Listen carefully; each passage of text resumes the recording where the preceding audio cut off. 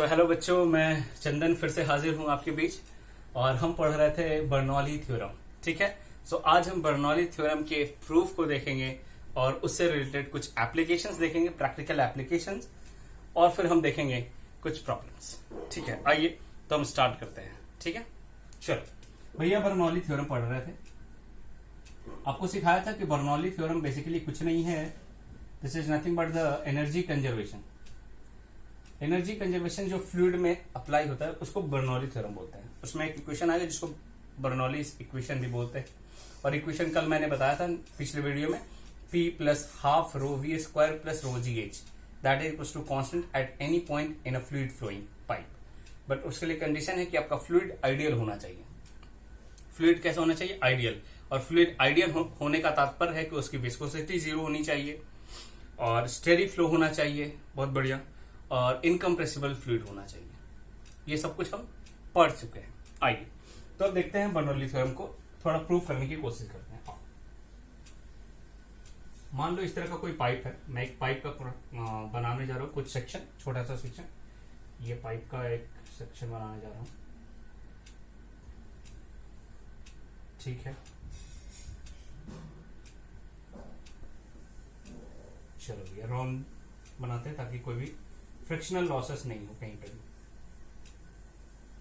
Pipe में भी friction को 0 लेके चल रहा है। There is no friction inside the pipe also, there is no friction in fluid also. Fluid की भी अपनी कोई फ्रिक्शन नहीं है, और ये हमने पाइप का एक सेक्शन कंसिडर किया है। होता है ऐसा पाइप, जनरली घरों में भी होता है, कोई बड़ी बात नहीं है इसमें साहब। ठीक है साहब, अब इसमें कोई फ्लूइड फ्लो कर रहा है। क्या फ्लो कर रहा है? फ्लूइड। बहुत बढ़िया, बहुत खूब, बात समझ में आ गई। इस सेक्शन को बोलते हैं सेक्शन 1 और इसको बोलते हैं सेक्शन 2। अब इसके कॉरेस्पॉन्डिंग जो कुछ भी होगा, मान लो सेक्शन का इसका क्रॉस सेक्शन एरिया देखेंगे तो A1 लेंगे। यहाँ पे जो वेलोसिटी देखेंगे, फ्लूइड की वेलोसिटी, वो V1 लेंगे। यहाँ फ्लूइड का जो प्रेशर इधर से लग रहा होगा, क्योंकि इधर से प्रेशर आएगा ना, इसके इधर भी पाइप है। समझ में आ रहा है आपको? हाँ जी, इसके इधर भी पाइप है, लेकिन हमने इस वाले सेक्शन को कंसिडर किया स्टडी के लिए। तो इधर से प्रेशर मान लो P1 लग रहा है, बहुत बढ़िया, बहुत को बात समझ में आए। वैसे ही इधर वेलोसिटी कितनी है? इधर वेलोसिटी, एरिया कितना? A2, वेलोसिटी V2, और इधर से भी प्रेशर आ रहा होगा ऐसे। प्रेशर तो हमेशा कंप्रेसिव नेचर का होगा ना। हाँ जी, तो इधर प्रेशर आ रहा है P2। बहुत बढ़िया, बहुत खूब, बात समझ में आ गई। अच्छा सब अच्छा, बहुत बढ़िया। अब हम बहुत छोटे टाइम इंटरवल के लिए, dt टाइम इंटरवल के लिए मास फ्लो रेट देखते हैं। कितना मास इधर से फ्लो किया, क्योंकि कहीं पे भी कुछ भी जमा नहीं हो रहा है, कहीं पे भी रीस्टोर नहीं हो रहा है। इस पाइप में फ्लूइड आ रहा है और जा रहा है, फ्लूइड आ रहा है और जा रहा है, फ्लूइड आ रहा है जा रहा है। इसका मतलब dt टाइम में जितना मास इंटर करेगा, dt टाइम में उतना ही मास बाहर निकलेगा। समझ में आया साहब? अच्छा देखो, कंटिन्यूटी इक्वेशन हमने पढ़ा है ना। अगर कंटिन्यूटी इक्वेशन के हिसाब से देखें तो हम बता सकते हैं कि ये एरिया छोटा है, ये एरिया बड़ा है। इनकम्प्रेसिबल फ्लूइड की बात करते हैं जिसकी डेंसिटी रो है। आप चाहो तो कंप्रेसिबल फ्लूइड लेकर के भी रो1 रो2 ले सकते हो, हमें उससे कोई मतलब नहीं है। अभी इनकम्प्रेसिबल के लिए देखें जिसकी डेंसिटी कितनी है? रो। तो A1 V1 equals to A2 V2 होगा। और देखिए किसका वेलोसिटी ज्यादा हो, कहां पे? सेक्शन 1 पे कि सेक्शन 2 पे? ऑब्वियसली सेक्शन 1 पे वेलोसिटी ज्यादा होगा, क्योंकि यहाँ एरिया कम है और यहाँ एरिया ज्यादा है। समझ में आया साहब? नहीं आया? फिर से देख लो, हमने पढ़ा है continuity equation A1 V1 equals to A2 V2, पढ़ा है ना साहब?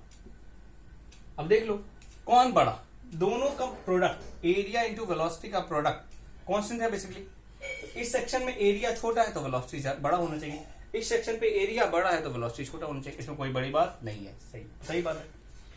लेकिन mass, amount of mass flown in dt time, बहुत छोटे टाइम के लिए, और कितने भी टाइम के लिए, क्योंकि जितना फ्लो इनफ्लो हो रहा है उतना ही तो आउटफ्लो हो रहा है। समझ में आ रहा है आपको? तो अगर ये कॉन्सेप्ट लेके चले तो मान लो कि dt टाइम में ये V1 वेलोसिटी चल रहा है, कितना वेलोसिटी से? V1 से। तो कितना डिस्टेंस कवर करेगा dt टाइम में कोई फ्लूइड का एलिमेंट? कितना डिस्टेंस कवर करेगा dt टाइम में? भैया फ्लूइड का एलिमेंट कवर करेगा V1 इंटू dt। अरे बोलो वेलोसिटी इंटू dt, इतना ही। मान लो यहां तक आ गया, ये फ्लूइड dt टाइम में एंटर किया, कितना लेंथ? V1 into dt। बहुत बढ़िया, बहुत को बात समझ में आ गई। अच्छा, इधर dt टाइम में कितना बाहर निकलने वाला होगा? तो dt टाइम में यहाँ V2 से निकलने वाला है। अरे बोलो, ये वेलोसिटी है V2 और ये वेलोसिटी थी V1, तो V2 से बाहर निकलने वाला कितना अमाउंट निकलेगा? V2 into D T. हाँ जी, सो V2 इंटू डी टी। बहुत बढ़िया, बहुत बात समझ में आ गया साहब। ओके, कोई बुराई नहीं है, समझ में आया? हाँ जी, अच्छा ठीक है, बहुत बढ़िया। अब देख, हम क्या करते हैं, एक रेफरेंस लाइन लेते हैं जहां से कुछ कुछ लेंथ कंसीडर करेंगे। एक लाइन ले रहे हैं जिसको हम डेटम लाइन और रेफरेंस लाइन बोलते हैं। यहां से हम बेसिकली अगर इस वाले को देखोगे तो ये मान लेते हैं H1 हाइट पे है। कितना है? H1। और इसको देखें तो ये मान लो H2 हाइट पे है। कोई बुराई नहीं है साहब, बहुत बढ़िया, बहुत को बात समझ में आ गई। ये H1 हाइट पे लेते हैं, इसको H2 हाइट पे लेते हैं। ये डेटम है, इसको बोलते हैं रेफरेंस लाइन और डेटम लाइन। डेटम लाइन, ठीक है। और यहां से हम सारा मेजरमेंट करेंगे पोटेंशियल एनर्जी के लिए। बहुत बढ़िया। अब हुआ क्या, देखो, फ्लूइड इधर से इधर फ्लो कर रहा है। क्यों फ्लूइड इधर से इधर फ्लो कर रहा होगा? क्योंकि इधर से इधर अगर फ्लो कर रहा है तो उसमें फोर्स लग रहा होगा ना। वेलोसिटी चेंज हुआ कि नहीं हुआ? हुआ है साहब, वेलोसिटी चेंज हुआ है। पहले V1 था, अभी V2 हो गया। वेलोसिटी में चेंजेस है, बहुत बढ़िया। पोटेंशियल एनर्जी में चेंज है तो फोर्स तो लग ही रहा होगा, कोई बुराई नहीं है, बहुत बढ़िया, बहुत खूब। ये इधर वाला जो प्रेशर है P1, ये कितना फोर्स लगाएगा? P1 into A1। और इधर वाला P2 इंटू A2, इतना फोर्स लगाएगा, बहुत बढ़िया। अब जब भी फोर्स लगेगा तो वर्क होगा, और वर्क कितना होगा भैया? वर्क होता है फोर्स इंटू डिस्प्लेसमेंट। तो ये वाला फोर्स कितना डिस्प्लेस किया है? V1 into D T. तो ये एक फोर्स के कारण वर्क डन आएगा। देखो, फोर्स इधर लग रहा है, फोर्स इधर लग रहा है ना, P1 इंटू A1, और डिस्प्लेसमेंट भी इधर ही है। तो बेसिकली ये एक पॉजिटिव वर्क डन देगा। अच्छा, इसके लिए देखें, प्रेशर का डायरेक्शन किधर? इधर, लेकिन डिस्प्लेस किधर होगा? बाहर। V2 वेलोसिटी का डायरेक्शन देखो, तो वेलोसिटी इधर है, फोर्स इधर है, इसका मतलब ये नेगेटिव वर्क डन देगा। अच्छा ठीक है सर। और हमें पता है एज पर एनर्जी कंजर्वेशन, कोई भी हम एनर्जी लॉसेस नहीं ले रहे हैं, कोई भी फ्रिक्शनल लॉसेस नहीं ले रहे हैं, तो हम एनर्जी कंजर्वेशन लगाते हैं। और एज पर एनर्जी कंजर्वेशन क्या होता है भैया? Net work done is equals to change in kinetic energy plus change in potential energy. अरे ये पढ़ा है ना? हाँ सर पढ़ा है, बहुत बढ़िया, बहुत को बात समझ में आ गई। अच्छा, किस सिस्टम क्या है आपका? ये वाला मास। अच्छा, जो मास यहां था, समझना, हम ये मेरा पूरा सिस्टम ये है, समझ में आ रहा है? वर्क पूरे इस पे लेने वाले हैं, सिर्फ इस पे नहीं और सिर्फ इस पे नहीं। अच्छा, डीटी टाइम में जो मास यहां था, क्या वही मास यहां था? नहीं था ना सर? हाँ, क्योंकि डीटी टाइम बाद आप देखोगे ये वाला चीज तो हमेशा कांस्टेंट है। ये मिडिल वाला जो पोर्शन जहां पे कुछ भी लाइंस नहीं है, ये जो लाइंस कुछ भी नहीं है, वो तो हमेशा कांस्टेंट है। बेसिकली यहां चेंजेस आएगा, ये आगे बढ़ेगा और ये आगे बढ़ेगा। समझ में आया ना साहब? हाँ, तो मेरा ये सिस्टम है बेसिकली। देखो, अगर हमारा ये सिस्टम है तो इस पे नेट वर्क डन देखेंगे और इसका net change in potential energy देखेंगे। अब ये वाला तो कांस्टेंट है साहब, ये तो चेंज हो नहीं रहा, तो इसका change in potential energy, change in kinetic energy में कोई फर्क नहीं पड़ेगा। बस इसका और इसका देखेंगे। समझ में आया? बहुत बढ़िया, बहुत को बात समझ में आ जाए। आओ देखो समझते हैं नेट वर्क डन कैसे लिखें। सो ये देगा आपको पॉजिटिव वर्क और ये देगा negative work. So force into displacement, ये कितना देगा भैया? फोर्स कितना होगा? P1 times A1। डिस्प्लेसमेंट कितना होगा? Into V1 dt। बहुत बढ़िया, कोई दिक्कत नहीं है साहब, बहुत बढ़िया। ये वर्क डन पॉजिटिव, ये कैसा देगा? नेगेटिव। तो नेगेटिव वर्क डन तो माइनस कितना देगा भैया? P2 into A2, that is force. P2 into A2 into displacement, कितना डिस्प्लेसमेंट होने वाला है? V2 into dt। समझ में आया? बहुत बढ़िया। ये आया net work done, that is equals to change in kinetic energy. Change in kinetic energy मतलब final kinetic energy minus initial kinetic energy.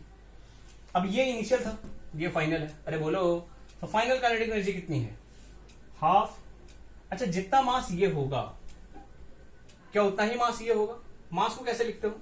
Density times volume. Density times volume, तो half rho into D capital V लिख रहा हूं, मतलब volume लिख रहा हूं, into V1 V2 square.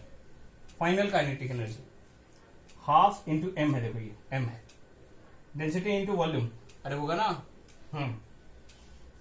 Half rho dV into V2 square minus half रो dV into V1 square. कोई बुराई नहीं है साहब, समझ में आया? बहुत बढ़िया, बहुत को बात समझ में आ गया। अच्छा। Plus change in potential energy. Change in potential energy कैसे लिखें? Final potential energy minus initial, final कितना भैया इस डेटम लाइन के हिसाब से।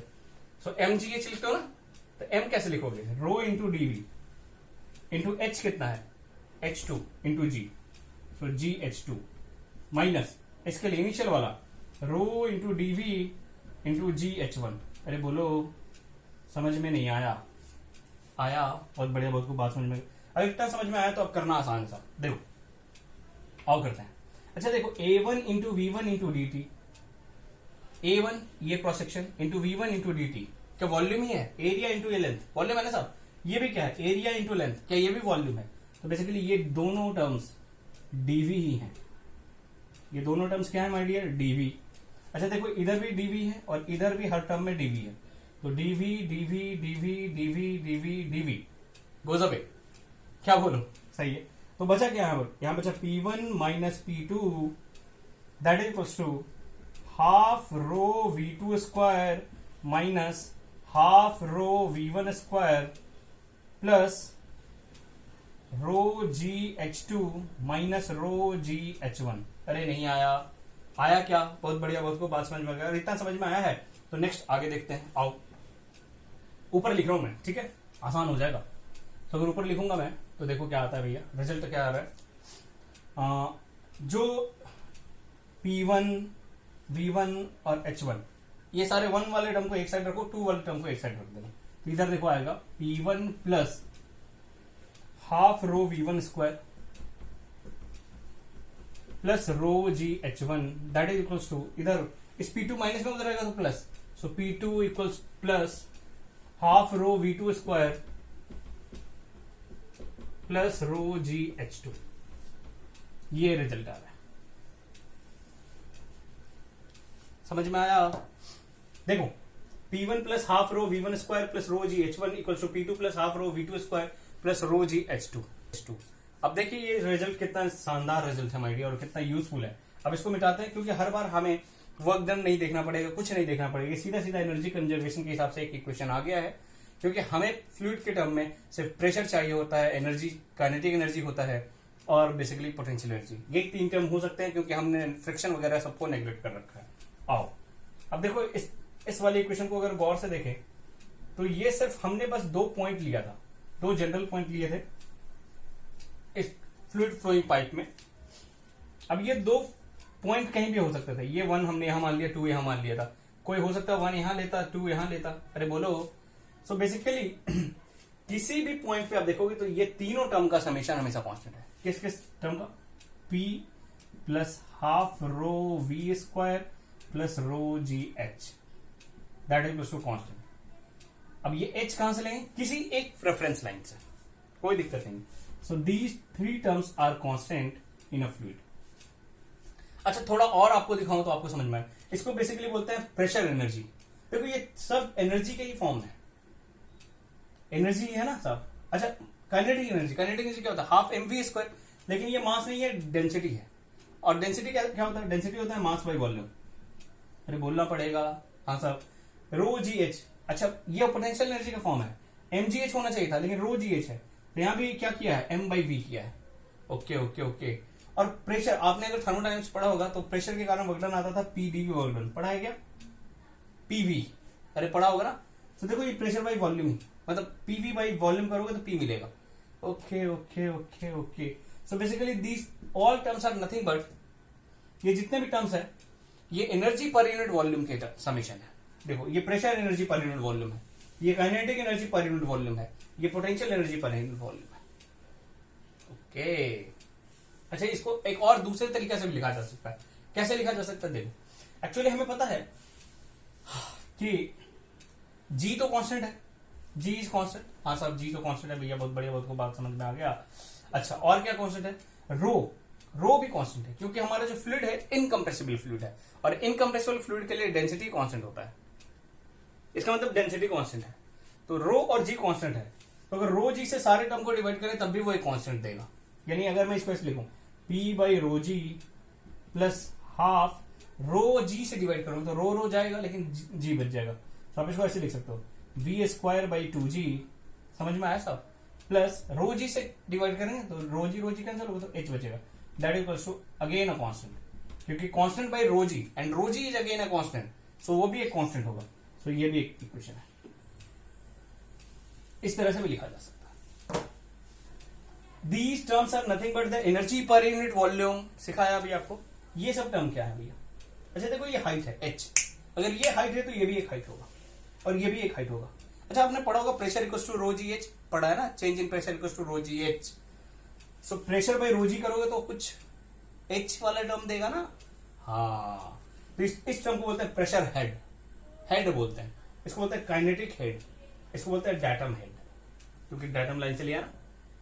समझ में नहीं आया सब? बोलो आया या नहीं आया? आया, बहुत बढ़िया।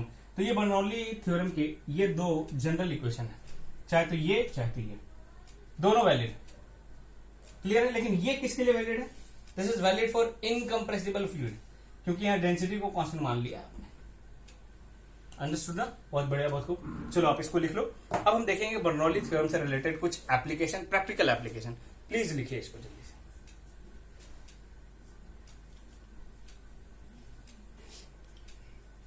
आइए, सो अब देखते हैं कुछ practical applications of Bernoulli theorem. आओ भैया, चलो दिखाते हैं आपको कुछ।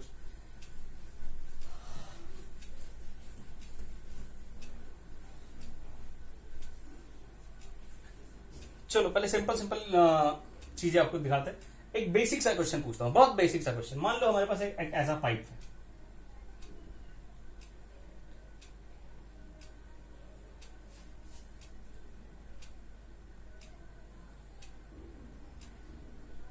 चलो थोड़ा अच्छा से बनाया जाए। यस, बहुत बढ़िया। ये एक पाइप है हमारे पास, ऐसे क्रॉस सेक्शन का दिख रहा है आपको, बहुत बढ़िया। इसका दो सेक्शन ले लिया हमने ऐसे, ये सेक्शन 1 ले लो और ये सेक्शन 2 ले लो। किसका एरिया ज्यादा है, A1 या A2? Obviously A1 is greater then A2। बहुत बढ़िया, ये तो समझ में आ रहा है सब। A1 is greater then A2, देख के ही समझ में आ रहा है। तो कहां की वेलोसिटी ज्यादा होगी, V1 की या V2? Which one is greater then? कौन बड़ा होगा? जिसका एरिया छोटा होगा उसकी वेलोसिटी बड़ी होगी। क्यों भैया? क्योंकि हमने पढ़ा कंटिन्यूटी इक्वेशन से A1 V1 equals to A2 V2, हम सीख चुके हैं। अरे बोलना पड़ेगा। सो यहां अगर वेलोसिटी V1 है तो ये वेलोसिटी ज्यादा बड़ी है, दैट इज V2।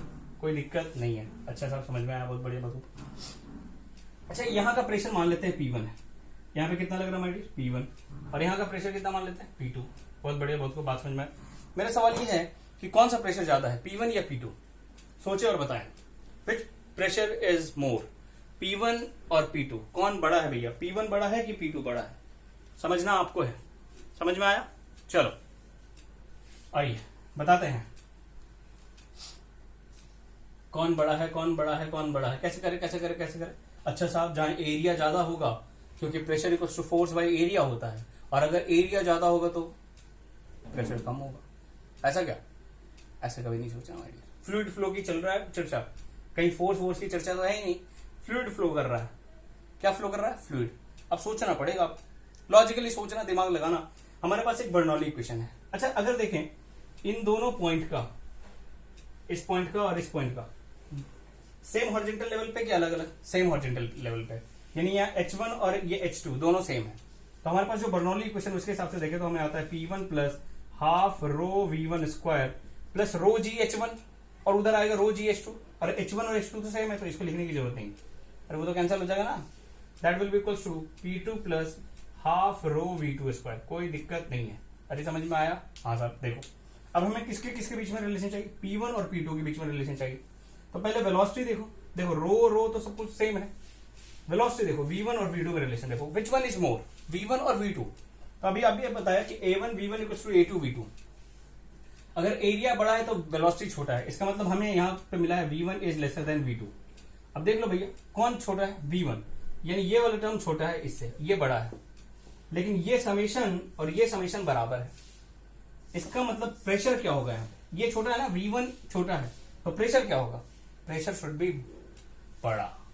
प्रेशर बड़ा होना चाहिए ना, क्योंकि दोनों का समेशन एक कांस्टेंट मिलना चाहिए। तो अगर ये ज्यादा हुआ तो ये कम होगा, और अगर ये कम हुआ तो ये ज्यादा हो जाएगा। यानी कौन बड़ा है? P1 की P2, P1 की P2। अच्छा V1 क्या है भैया? V1 छोटा है। अगर V1 छोटा है तो P1 बड़ा होगा, P1 बड़ा होगा। और अगर V2 क्या है? V2 बड़ा है तो P2 छोटा होगा। ओहो हो, यानी यहाँ पे हम देखेंगे तो यहाँ अगर प्रेशर P1 बोलूँ और यहाँ पे प्रेशर P2 बोलूँ तो which one is greater, P1 और P2? अभी समझ में आया साहब? जहाँ वेलोसिटी कम होगी, जहाँ वेलोसिटी कम होगी वहां प्रेशर ज्यादा होगा, और जहां वेलोसिटी ज्यादा होगा वहां प्रेशर कम होगा। अरे साले, ये तो कुछ नया ही मिल गया। चलो देखते हैं भैया क्या मिला। तो हमें यहां से समझ में आया कि P1 is greater then P2। सारे रिजल्ट ध्यान से रखना, 3 वैल्यूज मिल गए हमें। A1 is greater then A2 वो देख के पता चलता है, उसके हिसाब से हमें वेलोसिटी में रिलेशन मिलता है, और बर्नौली इक्वेशन लगाने के बाद हमें प्रेशर का रिजल्ट मिलता है। यानी जहां पे वेलोसिटी ज्यादा होगी वहां पे प्रेशर, जहां पे वेलोसिटी ज्यादा होगी वहां प्रेशर कम होगा। समझ में आया? अच्छा साहब, ऐसा है क्या? हाँ ऐसा है, बर्नौली इक्वेशन यही सिखाता है। आपको मैं इसका बहुत सारे एग्जांपल दूंगा। जैसे आपने देखा होगा कि कभी बहुत तेज आंधी आता है तो जो टीन के सेट वाले घर होते हैं, जो जिनके ऊपर छत टीन का होता है, उनका छत का छत उड़ जाता है। ऐसा क्यों होता है? अरे ऊपर से तेज आंधी आई ना, तो ऊपर ज्यादा तेज हवा चल रही थी, ऊपर वाले एयर विंड की वेलोसिटी बहुत ज्यादा थी, और जब ऊपर वाले विंड की वेलोसिटी ज्यादा थी मतलब प्रेशर कम था। और नीचे क्या था भैया? नीचे का प्रेशर अभी भी एटमॉस्फेरिक प्रेशर है, क्योंकि रूम लॉक है, अंदर कोई विंड चल नहीं रहा है, तो अंदर का प्रेशर अभी भी P0 है, एटमॉस्फेरिक प्रेशर के बराबर है। ऊपर एटमॉस्फेरिक प्रेशर से कम हो गया है, तो जब भी एटमॉस्फेरिक प्रेशर से ऊपर कम हो गया और नीचे ज्यादा प्रेशर है तो टीन का सेट उड़ जाता है। तो जनरली घरों में देखा जाता है कि ऐसे घरों में जब बहुत तेज आंधियां हैं तो खिड़कियां वगैरह खोल देनी चाहिए।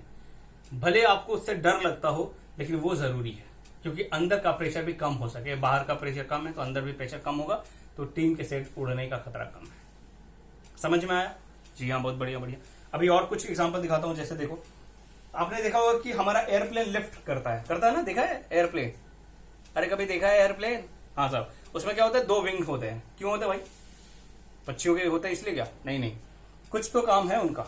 और विंग के अपने क्रॉस सेक्शन का शेप भी होता है। आपको दिखाता हूं थोड़ा कैसे होता है वो।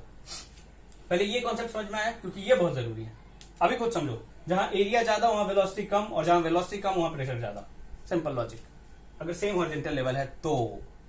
ओके, बहुत बढ़िया। आओ थोड़ा समझाते हैं कुछ। देखो भैया, आपने एयरप्लेन के विंग देखे होंगे, नहीं देखा तो मैं समझाता हूं। मान लो मेरा हाथ जो है एयरप्लेन का विंग है, ये एयरप्लेन का विंग है।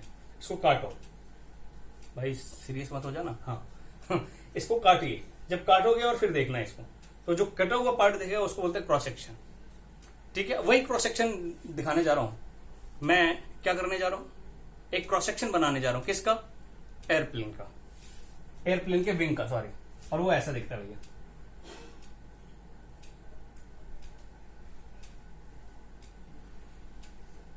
सही बना? थोड़ा और सही बन सकता है।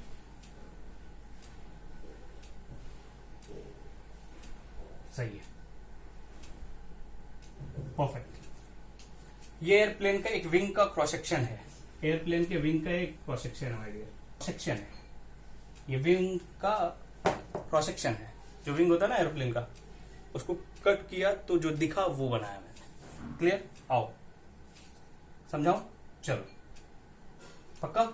आई देखिए, अब होता क्या है कि ये एयरप्लेन ऐसे मूव कर रहा है, ऐसे विथ सम वेलोसिटी v। जब एयरप्लेन मूव कर रहा है तो एयर जो है वो भी रिलेटिवली मूव करेंगे। मतलब यहाँ के एयर ऐसे मूव कर रहे होंगे रिलेटिव में। अरे कर रहे होंगे ना भाई साहब? एयर के रिलेटिव वेलोसिटी उल्टे डायरेक्शन होगी, इधर वाले एयर ऐसे मूव कर रहे होंगे। हाँ जी, बहुत बढ़िया, बहुत को बात समझ में आ गई। अच्छा सा, जब ये ऐसे मूव कर रहा है, देखो किस वाले एयर को ज्यादा मूव करना पड़ रहा है, नीचे वाले को कि ऊपर वाले को? ऊपर वाले को ज्यादा डिस्टेंस कवर करना पड़ा, नीचे वाले को कम। अच्छा, तो इससे क्या होगी सर? अगर ऊपर वाले को ज्यादा डिस्टेंस कवर करना पड़ रहा है, इसका मतलब वो ऊपर वाला ज्यादा फास्ट तेजी से चल रहा होगा। मतलब ऊपर वाला, क्योंकि दोनों सेम यहां पे पहुंचेंगे एक टाइम पे ना, क्योंकि जुर ऐसे करके निकल गया अपना एयरप्लेन। ठीक है, ऐसे जैसे एयरप्लेन निकलेगा तो एयर तो वहां से निकल के फिर वहीं आएगा ना माय डियर। तो ये दोनों एयर यहाँ पे आके स्ट्राइक करेंगे, दोनों सेम टाइम पे आएंगे। किसकी वेलोसिटी ज्यादा होगी? ऊपर वाले एयर की कि नीचे वाले? ऊपर वाले की। सो यहाँ मान लो V1 और इसको मान लो V2, which one is greater? हमें लॉजिक से समझ में आता है V1 is greater then V2। जैसे ही पता चला कि V1 is greater then V2, मैंने आपको बताया कि जहां वेलोसिटी ज्यादा होगी वहां प्रेशर कम होगा। इसका मतलब अगर मैं बोलूं कि यहाँ प्रेशर P1 है और यहाँ प्रेशर P2 है, तो कौन बड़ा होगा? जहां वेलोसिटी ज्यादा वहां प्रेशर कम। इसका मतलब P1 is lesser than P2। Okay, यानी किसका प्रेशर ज्यादा है, नीचे वाले का कि ऊपर वाले का? किसका प्रेशर ज्यादा है मैंने पूछा, तो नीचे वाले का कि ऊपर वाले का? नीचे वाले का ज्यादा है। और अगर नीचे वाले का ज्यादा होगा माय डियर, तो ये एयरप्लेन को लिफ्ट कराने में हेल्प करेगा। सो इस प्रेशर डिफरेंस के कारण बेसिकली एयरप्लेन हमारा लिफ्ट हो जाता है। ठीक है, ये एक बेसिक यूज है इसका, इसके शेप का, क्योंकि इसके शेप इसलिए ऐसा बनाया जाता है। ठीक है, और ये आगे में ऐसा क्यों दिया गया भैया, एकदम से फ्लैट क्यों नहीं बना दिया गया था? क्योंकि आप एयर का फ्रिक्शन कम हो सके, ड्रैग कम हो सके। ठीक है, खैर हमें इतनी ज्यादा थ्योरी में जानी नहीं है, बस ये समझो कि क्यों हमारा एयरप्लेन लिफ्ट करता है। तो एयरप्लेन लिफ्ट करता है ड्यू टू प्रेशर डिफरेंस, और वो प्रेशर डिफरेंस क्यों आता है? Due to the shape of the wing. Clear है ना? बहुत बढ़िया। चलो और एक एग्जांपल देता हूं सिंपल सा। चलो सिंपल एग्जांपल देता हूं। चलो अभी आपको कुछ करके दिखाता हूं, सोचना। चलो एक एक्सपेरिमेंट करते हैं, बहुत छोटा सा एक्सपेरिमेंट, शायद आपको समझ में आए। मैं कोशिश कर रहा हूं, देखना। मेरे पास ना ये 2 पेज है, पेज दिखा है? पेज है, हाँ, प्लेन पेपर है। अब मैं इन दोनों को बहुत पास रखा हूं, मैं दिख रहा हूं ना? हाँ साहब, मेरे को देखना इंपॉर्टेंट है। इसको एक और सुनो। अब इन दोनों को बहुत पास रखा हुआ है मैंने, और पास रख के क्या करना चाहता हूं मैं, इनके बीच में जो स्पेस है वहां मैं कस के एयर ब्लो करने वाला हूं अपने मुंह से। तो आप बताओ क्या होगा अगर मैं कस के हवा ब्लो करूंगा, तो होगा क्या? पहले देखते हैं फिर समझते हैं। ठीक है, करूं? ओहो, देखा? फिर से देखो, देखो माय डियर, मैं सच में एयर ब्लो कर रहा था, शक नहीं कर रहा था। हुआ क्या, जैसे ही मैं एयर ब्लो करता हूं, क्या ये दोनों पास आते हैं? हाँ साहब, पास आते हैं। ऐसा क्यों हो रहा था? जब मैं एयर ब्लो कर रहा था तो ये दोनों पास आ रहे थे। एक बार और, लास्ट टाइम।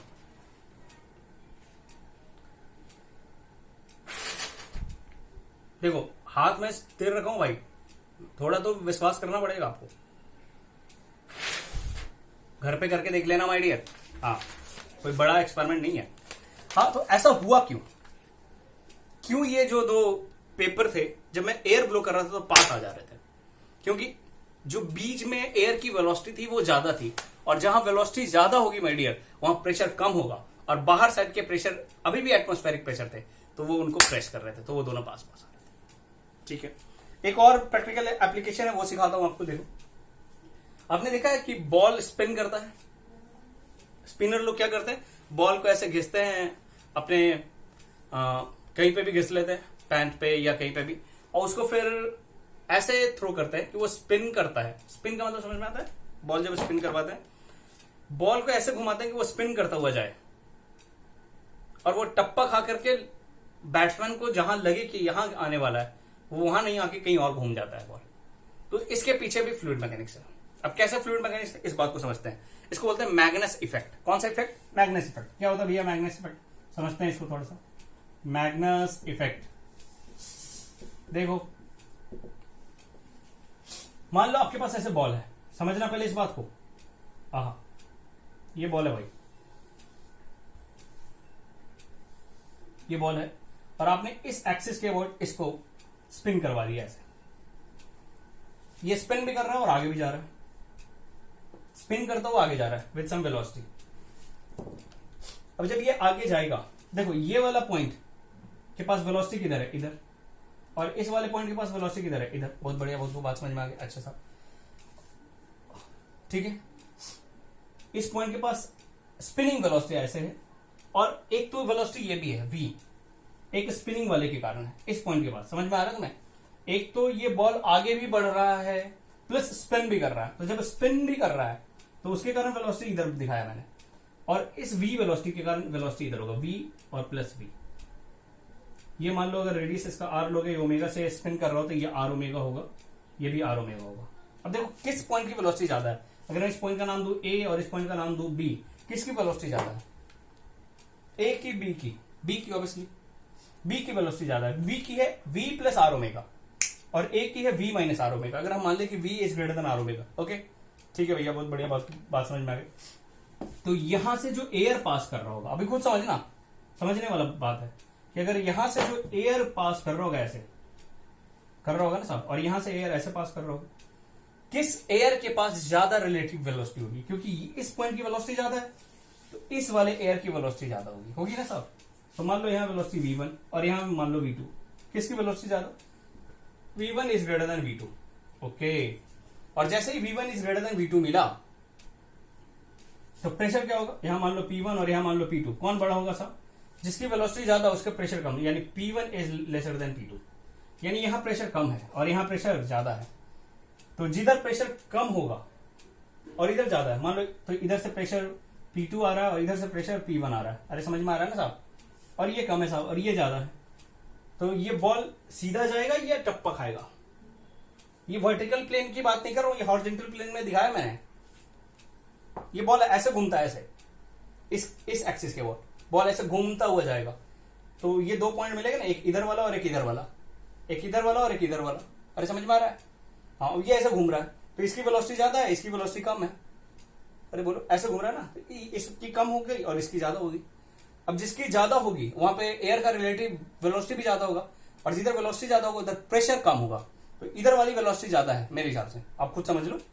ये ऐसे घूमेगा, ये ऐसे घूमेगा मेरी ऐसे, तो इसकी वेलोसिटी ज्यादा होगी, ये अपोज करेगा, ये सपोर्ट करेगा बॉल की वेलोसिटी को, तो इधर वेलोसिटी ज्यादा होगी, मतलब इधर प्रेशर कम और इधर प्रेशर ज्यादा, इसका मतलब बॉल ऐसे घूम जाएगा। ओहो हो, सो बॉल ऐसे, आपको लगेगा कि बॉल यहां गिरना चाहिए, बट वो बॉल थोड़ा आगे जाके इधर गिरेगा। So this effect is known as Magnus effect. ठीक है, तो आज के लिए इतना ही रखते हैं, और नेक्स्ट क्लास में हम प्रॉब्लम देखेंगे, क्योंकि आज हमने बहुत ज्यादा प्रैक्टिकल एप्लीकेशंस पे बात की। ठीक है, मिलते हैं नेक्स्ट वीडियो में। Thank you for today.